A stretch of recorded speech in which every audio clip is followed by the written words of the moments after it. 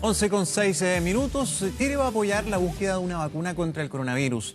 La Universidad Católica firmó un convenio con una empresa biofarmacéutica china para probar una de las fórmulas acá, en nuestro país. Un trabajo que fue destacado por el Ministerio de Ciencias. Bueno, queremos conocer más sobre esta posible vacuna, sobre este trabajo, en qué consiste, cuál es la importancia. Pablo González, investigador del Instituto Milenio de Inmunología e Inmunoterapia, IMI, y académico de la Facultad de Ciencias Biológicas de la UC, está con nosotros. ¿Cómo estás? Bienvenido, gracias por estar con nosotros. Buen día. A ver, en primer lugar, saber en qué va esta investigación y qué pasos se han dado en este convenio con esta empresa china. Sí, bueno, estamos trabajando arduamente desde la Universidad Católica con autores también nacionales para que se pueda hacer efectivas y se pueda concretar justamente el inicio de este estudio clínico para evaluar esta vacuna candidata que se encuentra en una etapa muy avanzada de desarrollo ya. Ha sido probada en estudios clínicos fase 1 y fase 2 con resultados favorables y por tanto lo que queda ahora por realizar es un estudio clínico para evaluar su efectividad. Así que estamos trabajando arduamente para que esto se materialice lo antes posible para contar con, ojalá, buenos resultados para que el futuro, el mundo y también nosotros podamos contar de forma oportuna con una vacuna contra SARS-CoV-2. Pablo, ¿en qué consiste ese estudio clínico, esa etapa que viene ahora? En la práctica, ¿en qué consiste? Bueno, el estudio clínico fase 3, que es la etapa que corresponde ahora, consiste en la evaluación de la efectividad de la vacuna. Como mencioné anteriormente, esta vacuna ya se demostró que es segura en personas, también se ha demostrado que es inmunogénica, esto significa que induce una respuesta inmune, la cual debería esperarse que se asocie con protección contra el virus, y por tanto esta última fase es la fase de evaluación de efectividad, que ante una exposición natural al virus, la persona esté protegida contra COVID-19. ¿Por qué los laboratorios como los de un país tan grande como China necesitan hacer estas pruebas en otros países, en otros laboratorios? ¿Cuál es la relevancia? ¿Por qué lo solicitan? ¿Por qué se abren a eso? ¿Qué factores generan interés en ellos? Solamente pensando en la inmensa cantidad de población que, por ejemplo, los chinos tienen. Sí, bueno, son varios los factores involucrados. Uno de ellos es la incidencia de la infección. Lamentablemente en la región estamos viviendo una muy alta incidencia de infección por SARS-CoV-2, cosa que no está ocurriendo, por ejemplo, en China, donde está bastante controlado el virus. Han tenido un brote reciente, pero rápidamente probablemente van a poder contenerlo y por tanto no hay cómo evaluar la efectividad porque el virus prácticamente no está circulando.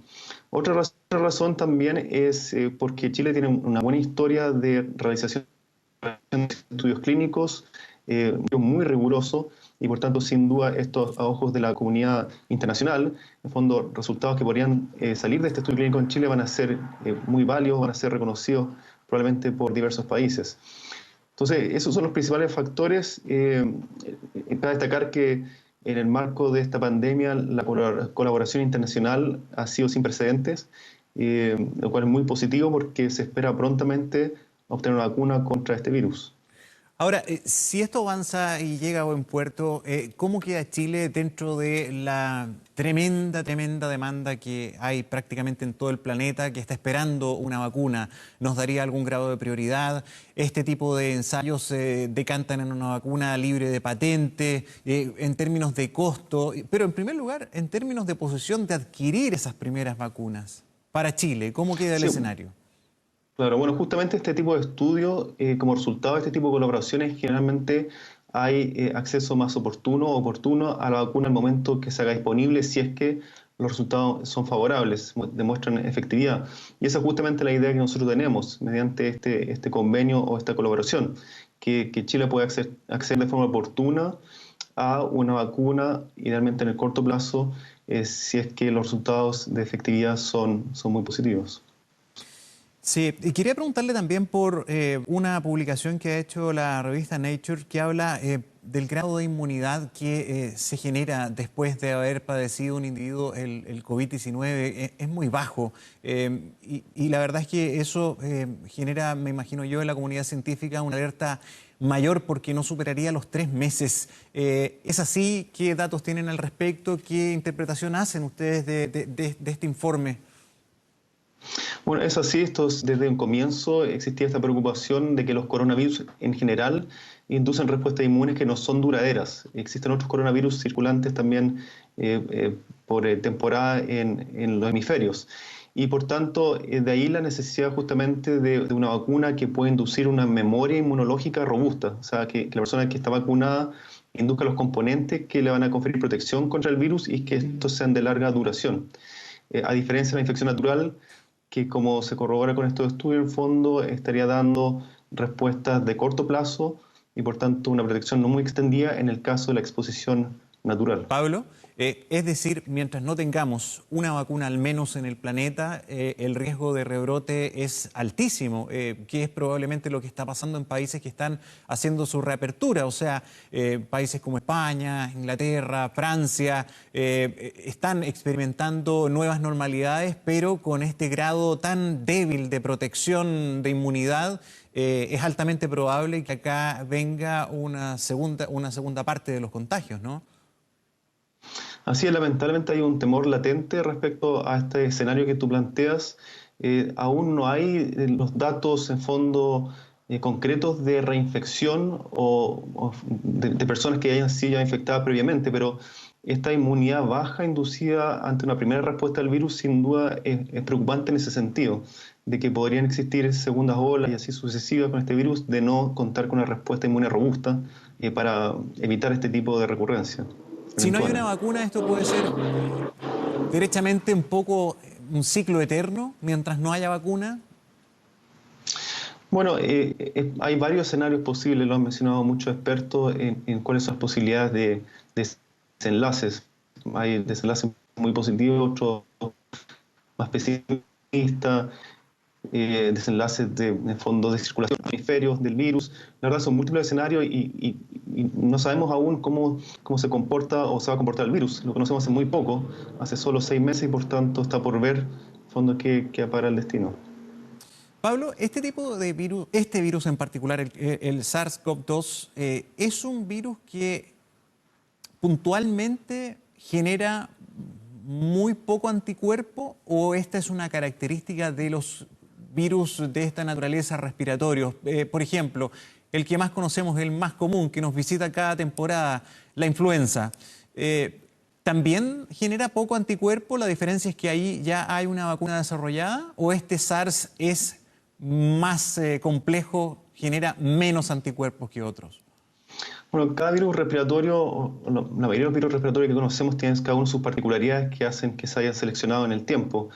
El caso de influenza es un virus que muta recurrentemente y continuamente, por tanto, hay la necesidad de una vacuna o el hecho de que nosotros con una infección previa de influenza no estemos necesariamente protegidos frente a una nueva infección con otra cepa circulante de influenza. Aquí el caso de este coronavirus y de los coronavirus en general es distinto. Aparentemente los datos apuntan que este no es un virus que muta considerablemente, al menos no al nivel que influenza por el momento, sino que más bien es un virus que, como tú bien decías, genera una respuesta inmune bastante modesta, bastante baja, con poca producción de anticuerpos, que son estos elementos inmunes que nos dan protección frente a unas sucesivas exposiciones. Entonces, pareciera ser este segundo escenario, el de este coronavirus, que cae dentro de lo que se había observado para otros coronavirus también circulantes que comparten entre sí estas particularidades. Sí, yo me imagino que esto va más en otra dimensión, pero debe ser parte de los elementos que se ponen sobre la mesa cuando ustedes hacen este tipo de investigaciones, que es la disponibilidad de una solución. ¿A qué me refiero? Una cosa es que aparezca la vacuna, otra cosa es producir 8.000 millones de vacunas. Eso ya es una dificultad. Y lo otro es a quién vas a priorizar, porque yo me imagino que una cosa es que aparezca, pero una cosa es ya cuando la tengamos a cuántas vamos a acceder. Por lo tanto, probablemente bien escaso en un principio. ¿A quién vamos a vacunar primero? ¿Se evalúa todo eso también? Sí, varios temas que tú planteas están en discusión afortunadamente ya en el mundo sobre la distribución equitativa.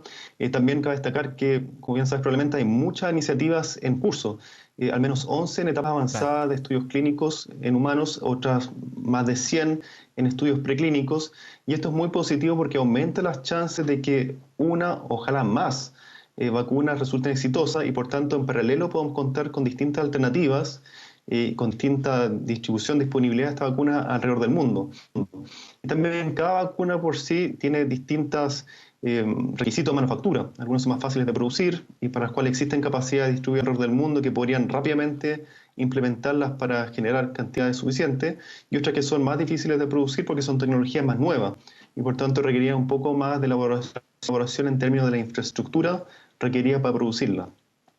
Pablo, finalmente se ha publicado una carta de varias representantes de sociedades científicas y expertos pidiéndole derechamente al gobierno del Ministerio de Salud que tome cartas mucho más directas y más, digamos, medidas más drásticas en el manejo y en la estrategia contra el coronavirus, haciendo una proyección de que la tasa de muertos podría elevarse a cifras realmente espantosas si no se hace algo en serio en términos de restricciones. Se lo pregunto a usted porque en la medida que no hay una solución definitiva como una vacuna, ¿usted coincide con eso? ¿Hay que ser más estrictos? ¿Deberían haber mayores restricciones?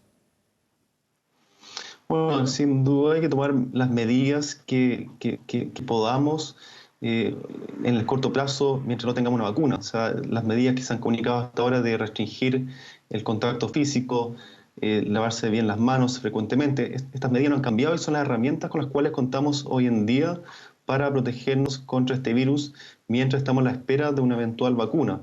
Lamentablemente también por el lado del mundo de los fármacos, de las drogas, para el tratamiento de SARS-CoV-2, los primeros intentos, las primeras drogas que se han evaluado con reuso, nuevo uso, en fondo con eventual capacidad antiviral contra SARS-CoV-2, no han dado o no dieron los resultados que hubiésemos querido. Entonces, en la espera de estas herramientas tecnológicas que nos permitirían controlar o prevenir la infección por SARS-CoV-2, debemos hacer uso de las metodologías más tradicionales que se han comunicado y que son muy importantes respetarlas para que esto siga creciendo de la manera como ha ido creciendo en el último tiempo. Pablo, lo último, volviendo al tema de las vacunas, nosotros ya estábamos más o menos acostumbrados a las campañas de invierno, tener que acceder a vacunas, primero por grupo de riesgo, ¿verdad? Luego el resto de la población, si así lo desea, voluntariamente se vacuna contra la influenza, por ejemplo. Una vacuna contra el coronavirus también sería ya una necesidad de temporada. Tendríamos que también asumir que sería otra vacuna que tendríamos que estarnos poniendo año tras año, o eso depende de las características de la vacuna, el tiempo de duración que te genere esa protección. Así es, lo último que has mencionado depende de esos factores, en fondo de la duración de la inmunidad que produzca la vacuna, pero también depende, como mencionamos anteriormente, de factores como la variabilidad del virus. Si es que el virus comienza a variar, en fondo empieza a incorporar mutaciones, podría necesitar de vacunas entonces anuales para ir abordando las distintas mutaciones que el virus vaya adquiriendo. Entonces, una serie de factores que aún lamentablemente no sabemos, porque conocemos todavía el virus hace muy poco tiempo, y que por tanto se están descubriendo, se están sabiendo en la lucha contra él. Muy bien, Pablo González, muchísimas gracias por acompañarnos esta mañana en el canal 24 Horas. Encantado. Buenas tardes. Que esté muy bien. Buenos días. Vamos a la pausa.